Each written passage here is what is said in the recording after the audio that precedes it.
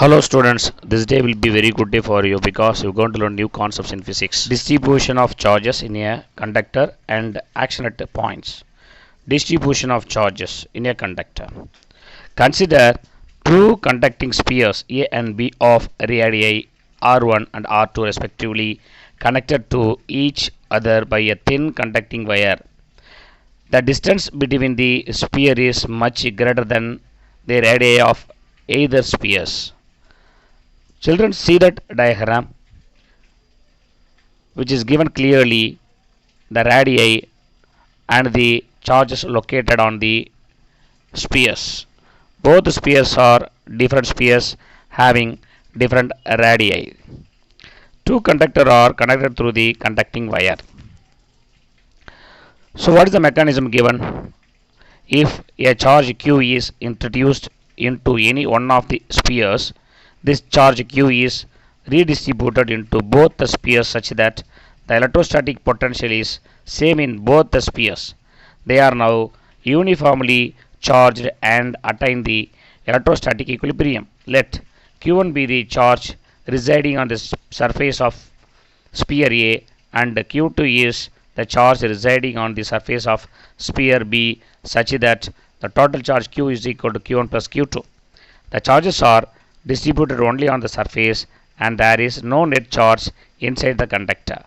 The electrostatic potential at the surface of sphere A is given by the calculation.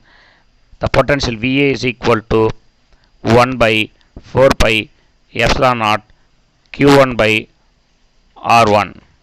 This is the mathematical expression for potential on sphere A. The electrostatic potential at the surface of sphere B is given by VB is equal to 1 by 4 by epsilon naught Q2 by R2. The surface of the conductor is an equipotential since the spheres are connected by the conducting wire. The surface of both spheres together form an equipotential surface. This implies that VA is equal to VB or Q1 by R1 is equal to Q2 by R2. Both the spheres are having same potential. So let us take the charge density on the surface of the sphere A is sigma 1 and the charge density on the surface of the sphere B is sigma 2. This implies that Q1 is equal to 4 pi R1 square sigma 1 and total charge on the sphere A is 4 pi R1 square sigma 1. And the another sphere, that means the sphere B has total charge is Q2 is equal to 4 pi R2 square sigma 2. Substituting these values into equation, we get sigma 1 R1 is equal to sigma 2 R2, from which we can conclude that sigma R is equal to constant. Thus, the surface charge density sigma is inversely proportional to the radius of the sphere. For a smaller radius, the charge density will be large and vice versa. This is very important conclusion of action at points. For deep understanding of action at points, you have to solve the solved problems 1.23. If you solve this problem, you can understand the concept of action at points. Now we move on next topic. What is the next topic is given in our book or syllabus. Action at points or corona discharge. Consider a charged conductor of irregular shape shown in the diagram. Both the diagram. See the first diagram. More charges are accumulated in the sharp edge and also less charges are accumulated in the large area. So less charges are located on radius having more. We should understand that corona discharges located sharp edges is more. We know that Smaller the radius of curvature, the larger is the charge density. The end of the conductor which has a larger curvature, that means smaller radius, has a large charge accumulation. As a result, the electric field near this edge is very high and it is ionizes the surrounding air.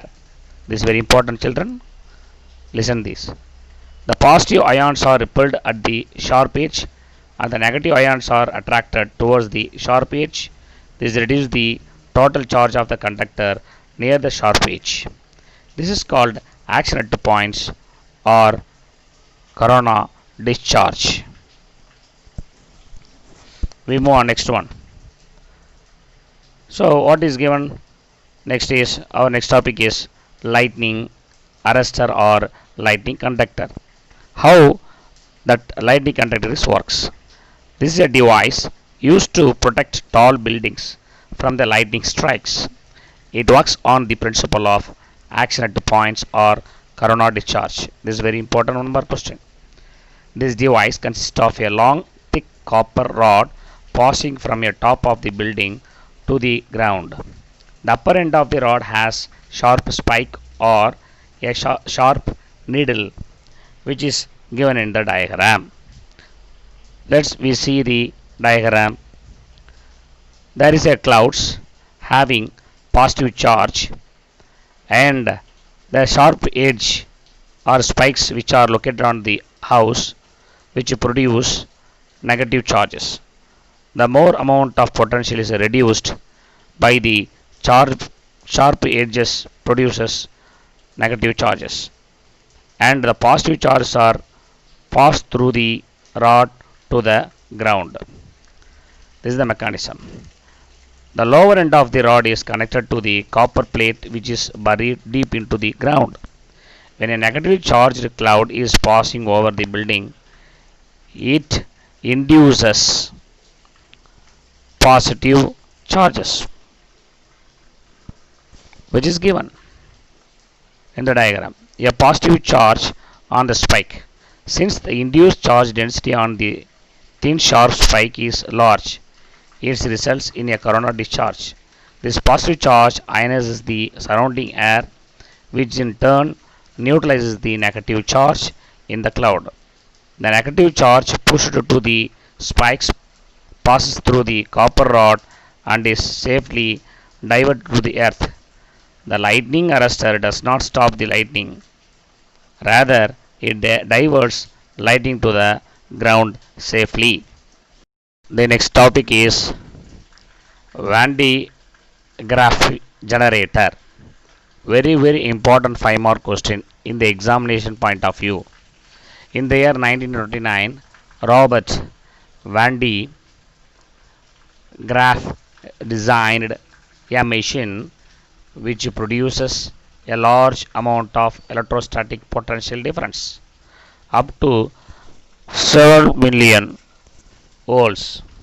That means 10 power 7 volts. This Van de Graaff generator works on the principle of electrostatic induction and action at points. A large hollow spherical conductor is fixed on the insulating stand. A pulley B is mounted at the center of hollow sphere and another pulley C is fixed at the bottom. A belt made up of insulating material like silk or rubber runs over both pulleys. The pulley C is driven continuously by the electric motor. Two comb-shaped metallic conductors E and D are fixed near the pulleys. The comb D is maintained at the positive potential of 10 power 4 volt by a power supply. The upper comb E is connected to the inner side of the hollow metal sphere. Due to the high electric field near comb D, air between the belt and the comb D gets ionized. The positive charges are pushed towards the belt and negative charges are attracted towards the comb D. The positive charges stick to the belt and move up. When the positive charges reach the sphere, the charges are accumulation more and more. So when it reaches the 10 power 7 volts, that means large accumulation. The comb E, a large amount of negative and positive charges are induced on either side of the comb E due to electrostatic induction. As a result, the positive charges are pushed away from the comb E and are reach the outer surface of the sphere. Since the sphere is a conductor, the positive charges are distributed uniformly on the outer surface of the hollow sphere. At the same time, the negative charges nullify the positive charges in the belt due to corona or accident points. When the belt descends, it has almost no net charge at the bottom. It gains a large positive charge. The belt goes up and delivers large amount of charges on the sphere. So, the outer surface of the sphere, this process continues until the outer surface produces the potential difference of order of 10 power 7 volt, which is limiting value. We cannot store charges beyond the limit since the extra charge starts leaking to the surroundings due to the ionization of air. The leakage of charge can be reduced by the enclosing the machine in a gas filled chamber at very high pressure. The high voltage produced in this Van de Graaff generator is used to accelerate the positive ions, that means proton and neutrons, not electron, for nuclear disintegration and other applications. So, we have to solve this 1.24 solved problem, which is related to the Van de Graaff generator content. Very important. Children, we move on. Second lesson, current, electricity. Already we completed lesson number 1, electrostatics. Now we move on, current, electricity. Very important lesson. We are going to learn the characteristics or what is meant by current, and also we are going to learn learning objectives. Introduction. In unit 1, we studied the properties of charges when it is at rest. In reality, the charges are always moving within a materials. For example, the electrons in a copper wire are never at rest and are continuously in random motion. Therefore, it is important to analyze the behavior of charges when it is at motion. The motion of charges is called electric current. Current, electricity, is the study of flow of electric charges. It owes its origin to Alessandro Volta, 1745 to 1827, who invented the electric battery, which produced the first steady flow of electric current.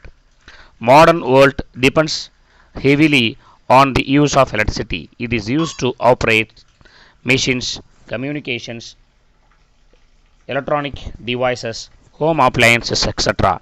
In this unit, we will study about the electric current, resistance, and related phenomenon in the material. The first topic of the lesson is electric current, and also we are going to study detailed mechanism of electric current. Matter is made up of atoms. Each atom consists of a positively charged nucleus with negatively charged electrons moving around the nucleus. Atoms in the metals have one or more electrons which are loosely bound to the nucleus. These electrons are called free electrons and can be easily detached from the atoms. The substance which have an abundance of these free electrons are called conductors. These free electrons move at random throughout the conductor at a given temperature. In general, due to this random motion, there is no net transfer of electrons in the conductor. You'll see the charges from one end of the conductor to the other end of the conductor, and hence no current. When a potential difference is applied by the battery across the ends of the conductor, the free electrons drift towards the positive terminal of the battery, producing a net electric current. This is easily understandable from the diagram. And also we studied gravity from the 11th standard chapter 6. We studied that the mass move from higher gravitational potential to the lower gravitational potential. Likewise, positive charge flows from higher electric potential to the lower electric potential, and negative charge flows from lower electric potential to higher electric potential. So, see the diagram. The electric current in a conductor is defined as the rate of flow of charges through a given cross-sectional area. See children, this is the conductor. Assume you this is the conductor. The area of the conductor, charges are flows across the conductor. If a net charge q passes through any cross section of a conductor in time t, then the current is defined as I equal to q by t. But charge flow is not always constant. Hence, current can more generally be defined as I average is equal to delta q by delta t. What is meant by delta q? Which is shows that amount of charges that passes through the conductor at any cross section during the time interval of delta t. If the rate at which charge flows changes in time, the current also changes. The instantaneous current I is defined as the limit of average current. That means time not equal to 0, it tends to 0. That means net current flows through the conductor I equal to time tends to 0, delta q by delta t is equal to dq by dt. This is the current flows across the conductor. This is the mathematical relation. The SI unit of current is the ampere. 1 ampere is equal to 1 coulomb of charge flows by 1 second. That is, 1 ampere of current is equivalent to 1 coulomb of charge passing through a perpendicular cross-sectional area in 1 second. The electric current is a scalar quantity.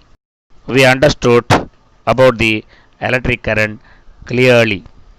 We'll move the next topic of this lesson. Conventional current. What is meant by conventional current? This diagram shows direction of conventional current. Battery, lamp, that battery produces potential. In an electric circuit, arrowheads are used to indicate the direction of flow of current. By convention, this flow in the circuit should be from the positive terminal of the battery to the negative terminal. This current is called the conventional current or simply current and is in the direction in which the current flows. In typical circuits, the charges that flow are actually electrons from the negative terminal of the battery to the positive terminal. As a result, the flow of electrons and the direction of conventional or the current points in opposite direction. Mathematically, a transfer of positive charge which is given, the same as transfer of negative charge in opposite direction. Next topic is drift velocity. In a conductor, the charge carriers are free electrons. These electrons move freely through the conductor and collide repeatedly with the positive ions. If there is no electric field, the electrons move in random directions. So the direction of their velocities are also completely random direction. On an average, the number of electrons traveling in any direction will be equal to the number of electrons traveling in opposite direction. As a result, there is no net flow of electrons in any direction and hence there will not be any current. Suppose a potential difference is set across the conductor by connecting a battery. An electric field is created in the conductor. This electric field exerts a force on the electrons, producing a current. The electrons are moving in the conductor with a particular velocity. That means that electric field accelerates the electrons while ions scatter the electrons and change the direction of motion. Thus, we have zigzag path of electrons. In addition to the zigzag motion due to the collisions, the electrons move slowly along the conductor in a direction opposite to that of electric field, which is given in the diagram very clearly. First, we know what is meant by ions. Any material is made up of neutral atom with equal number of electrons and protons. If the outermost electrons leave the atoms, they become free electrons and are responsible for electric current. The atoms are, after losing their outermost electrons, will have more positive charges and hence are called positive ions.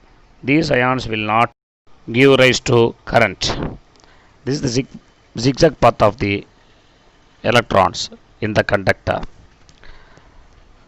By accelerating electric field, this velocity is called drift velocity. Drift velocity is the average velocity occurred by the electrons inside the conductor when the electric field or potential or battery is connected in the circuit. It is subject to an electric field. The average time between successive collisions is called the mean free time, denoted by tau. The acceleration A vector experienced by the electron in an electric field is given by A vector is equal to minus E and E vector by m. We know F vector is equal to minus E into E vector. The drift velocity Vd vector is given by Vd vector is equal to A vector into tau. The Vd vector is equal to minus of E into tau by m into E vector. Vd vector is equal to minus of mu into E vector. These are all the important relation and also 1 mark relation. Here mu is equal to E tau by m is the mobility of the electron, and it is defined as the magnitude of the drift velocity per unit electric field.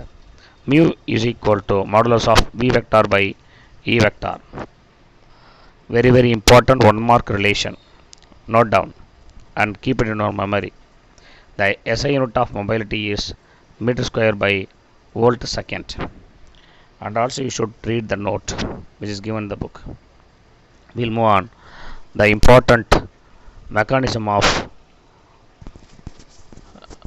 drift velocity. Misconception. That is wrongly understood by the persons. There is a common misconception the battery is the source of electrons. It is not true. When a battery is connected across the given wire, electrons in the closed circuit resulting the current. Battery sets potential difference, that means electrical energy, due to which these electrons in the conducting wire flow in a particular direction. The resulting electrical energy is used by electric bulb, electric fan, and etc. Similarly, the electricity board is supplying electrical energy to our home. Second point, we often use the phrases like charging the battery in my mobile and my mobile phone battery has no charge, etc. These sentences are not correct. Then which one is correct? We'll see. The correct content or sentences are: when we say battery has no charge, it means that battery has lost ability to provide energy or provide potential difference to the electrons in the circuit. When we say mobile is charging, it implies that Battery is receiving energy from AC power supply and not electrons. Very important. 5 mark question. Microscopic model of current. Very important 5 mark question. Note down. Consider a conductor with a area of cross section A and an electric field E vector applied from right to left. Suppose there are n electrons per unit volume in the conductor and assume that all the electrons move with the same drift velocity Vd vector. Children, see the diagram. The diagram shows full mechanism of this topic. Dx distance, charge or moves with the drift velocity, and the distance is another mathematical form Vd into dt.